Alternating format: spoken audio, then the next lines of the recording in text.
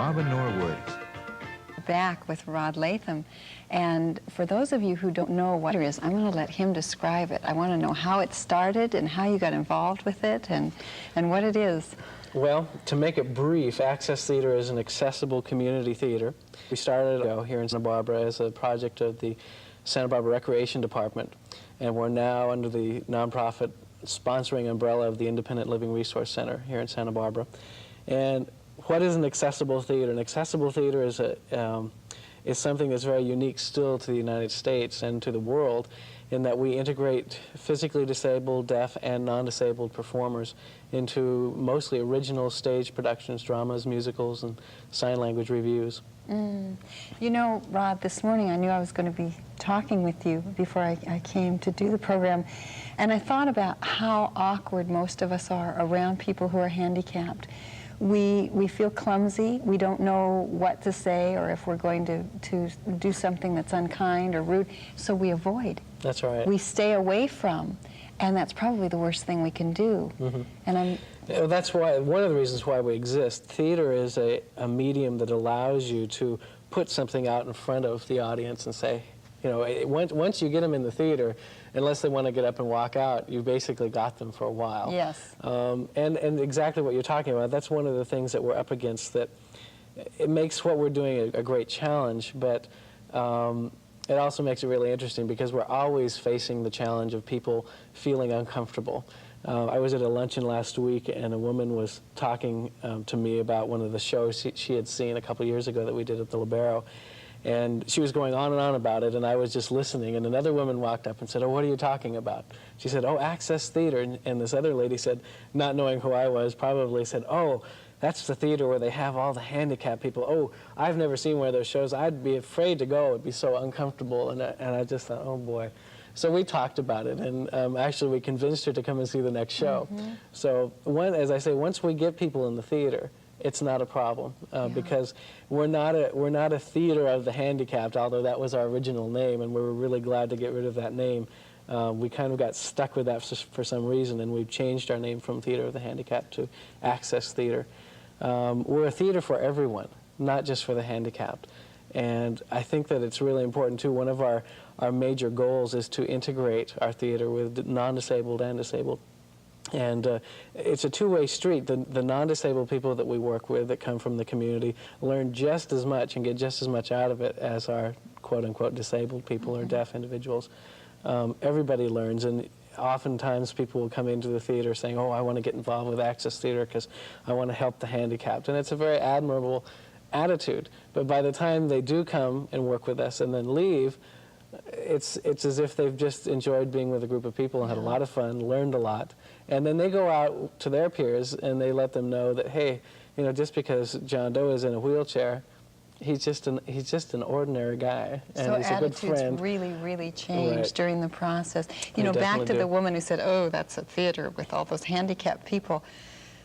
What is it like trying to get the public to overcome their own resistance? I know one of the things that works is that you get marvelous reviews. Well, I think that's the key to why we've been around for 6 years. Most arts groups, nonprofit organizations, especially in the arts, if they last more than 2 or 3, there's got to be something there that's made them last. Our ultimate goal is to produce quality theater, good theater that people can come and sit down and enjoy, be entertained, and leave going, "Wow, I like that." I feel or they're good. humming the tunes that they heard, and I feel good about it. I feel positive. If we were producing theater that made people feel uncomfortable and leave the theater going, "Oh my God, I don't ever want to go back there. I don't ever want to see a handicapped person again," we wouldn't be around. Right. So that is the key. We do get good reviews, and I'm really pleased about that because our goal is to produce quality theater and also unique theater that you don't see anywhere else. And that's why I would say about 95% of our material is original. Okay, so if I'm catching on to this, what you're saying is we do a great production, and then the attitude changes just take care of themselves. Exactly. That's not the focus. We're not out to No. teach a lesson or proselytize. Right. We just do our thing as best we can. I think that the most powerful message is just that. It's not getting up there and saying, "Don't you feel uncomfortable?" But if you see people who, for example, have a hearing impairment or deaf, using sign language with people who are hearing on stage, together in a tight ensemble on stage, you automatically erase those stereotypes that you might have put on them to begin with. We see everybody working well with a good ensemble on stage, you forget about that. And you don't realize you really forgot about it until you leave and you go, oh yeah. And oftentimes people say, well, who is deaf? Which one was deaf there? Yeah. Or, you know, they were in a wheelchair, but I kind of forgot about that. Reading one of the marvelous reviews of one of your productions, somebody was talking about the kinds of things you learn from being involved with a production. And the quote was, you just learn certain things, like you don't speak behind someone who's deaf and you watch running over people's toes with your wheelchair. That's right. I just thought it was so great. It was so down to earth. All right, speaking of down to earth, we have to take a break now. We'll be back with Rod Latham talking more about what Access Theater is and who's involved. Stay tuned.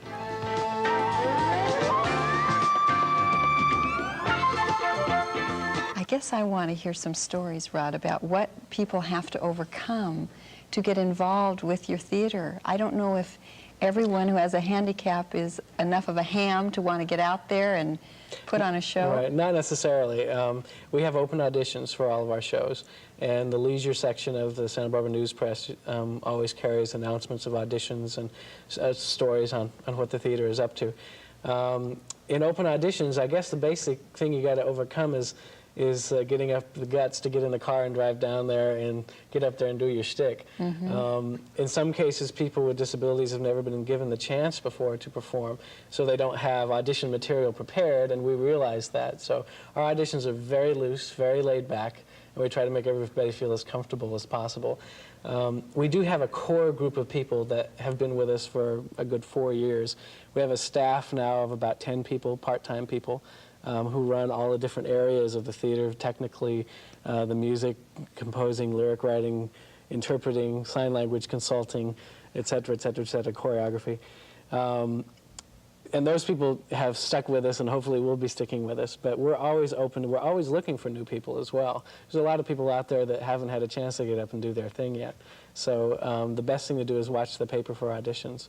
And your casts are very varied too, because you have some people who were born with their particular handicap, some who had it happen to them through an accident or an illness, and perhaps had a very different kind of background, maybe one that involved performing until this thing struck. Right. And so they all get an opportunity to try out. Right. What's it like choosing among those folks? Oh, it's hard. Auditions are the hardest time for me because it's, you know, you have to make those ultimate decisions and you have to call people back and say, I'm really sorry. We call people back. I realized after I did this for a couple years, we call everybody back after an audition and say, you made it or I'm sorry you didn't make it. Most companies will say, well, if you hear from us, you got it. If you don't, you didn't. I can't stand the thought of having people sitting there and waiting for a call and never coming, so I call everybody back. But it's very difficult.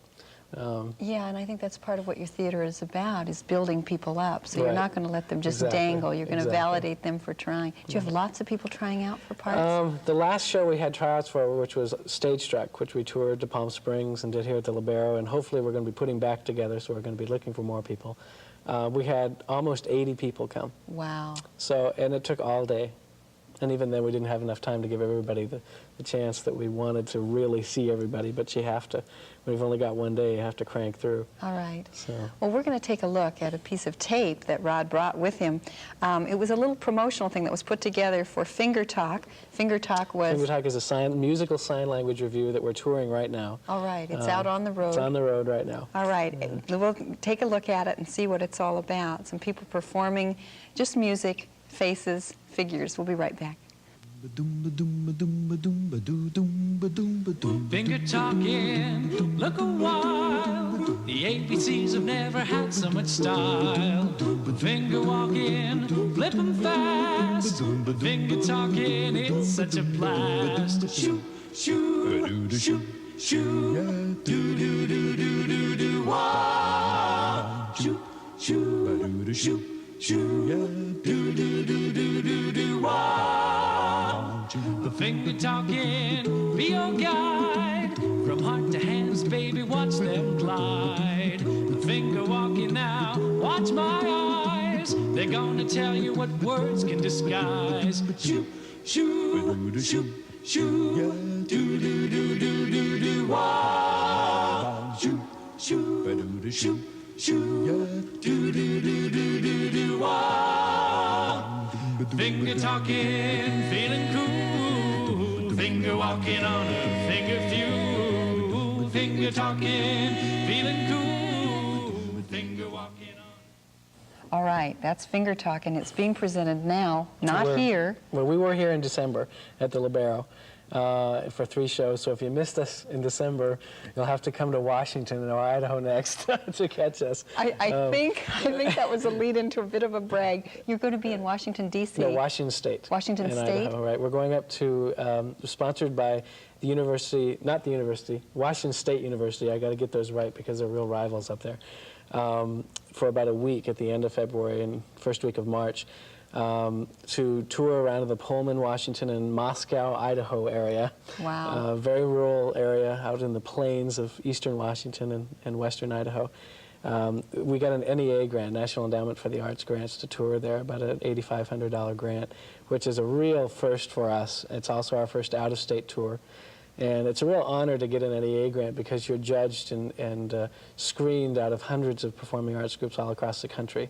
And Access Theater got its foot in the door there, and they liked what they saw, and so we got the grant. So we're really excited about that. Aside from just being able to pat yourselves on the back and say, hooray for us, what's it like to be touring with this show? Touring is really a new, well, not a totally new experience, but going this far away is new.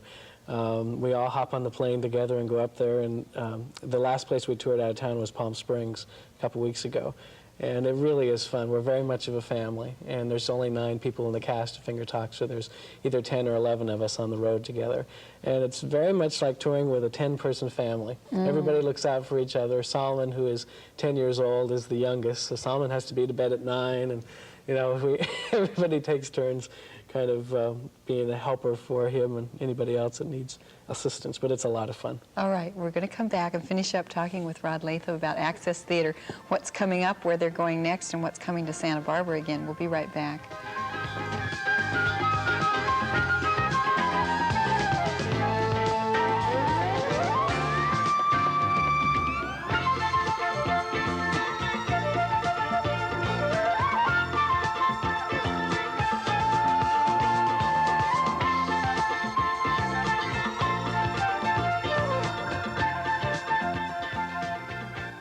See, what's happened with Rod Latham and his theater company is that they're so good that they're not around here very much anymore. Most of our shows actually this year are out of town compared to in town. I was going to tell you about the next show that's coming up. We're in development right now with the Valerie Houston Dance Theater, which is another local professional dance company. And we're hopefully going to be putting together a collaboration with Access Theater and Val's company and do a dance theater piece at the Libero coinciding with the summer solstice celebration. So it'll be based on, you know, the celebration of life and a lot of color, a lot of movement. Probably a lot of whimsy. Original music and, yeah, a lot of fun things. So that's what's next on tap for Santa Barbara as far as Access Theater goes. Also in March, March 25th, we're going to have a benefit in cooperation with the UCSB affiliates at the Arlington Theater. Michael Douglas, who's been a very strong supporter of ours over the last few years. And his father as well. And his father, right.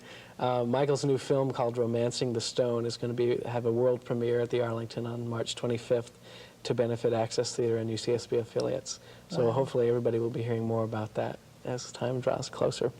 Exciting stuff. So, but we're keeping busy. Yeah. Do you see it changing people's lives to be involved with your theater? I think that's why I can stay with it and feel as fresh about it as I do, because when I stand back and I watch a performance, a Finger Talk or Stage Struck or whatever, and watch the audiences, it's a metamorphosis. It changes people's attitudes almost immediately, and that is very gratifying for me. It's very gratifying for the cast. But it's also changing the people who are involved directly with us. People whose lives may not have taken the path that they're taking now. It's helping give people direction. Some of our people are hoping to go on, in fact have gone on to professional theater.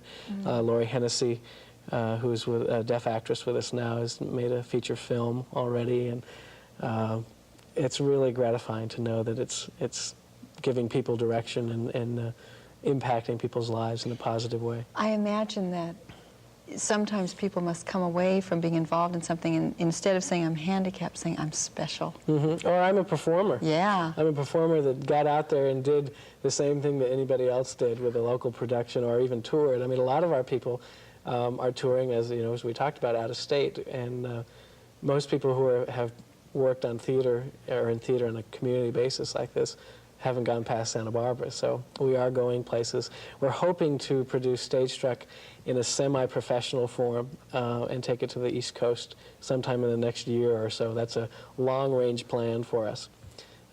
Stage Struck really kind of boosted us up to another level, I think, in the way people perceive us and the kind of impact it had on theater in general. It's gotten national attention because it's really the first show that incorporated physically disabled, deaf, and non-disabled people with shadow interpreting, where the interpreters were characters in the show and mainstreamed into the whole production. And it opened a lot of eyes, and it changed a lot of things in the way accessible theater is going. So we're hoping to take that on the road and do more great things with it. You've grown beyond community theater We really have. by leaps and bounds. Have you learned signing yourself, Rod? Yeah, I'm have. still learning. I'm still learning. If our deaf actors would hear it, they would laugh because I make lots of mistakes still when I sign. But I use my hands a lot when I'm directing. Sign language really comes in handy when you're directing for both hearing and deaf, because you can direct from the back of a room and not have to holler to the front. Wow. And you can do a lot of cues and things gesturally that really help in theater. Great. I've really appreciated having you on this morning. Enjoyed We're coming. going to close the show with a few more scenes from, or a repeat of the promotional thing for Finger Talk. Enjoy it. It's very, very special, and so are all the productions that Rod Latham puts together. Access Theater. It started here in Santa Barbara. It's out there in the world now. Thanks for being with us this morning on the morning show. Finger talking, look a while. The ABCs have never had so much style. Finger walking, flipping fast. Finger talking, it's such a blast. Shoot, shoot, shoot, shoot. Do do do do do do. Wah. Shoot, shoot, shoot, shoot. Do do do do do do. Wah.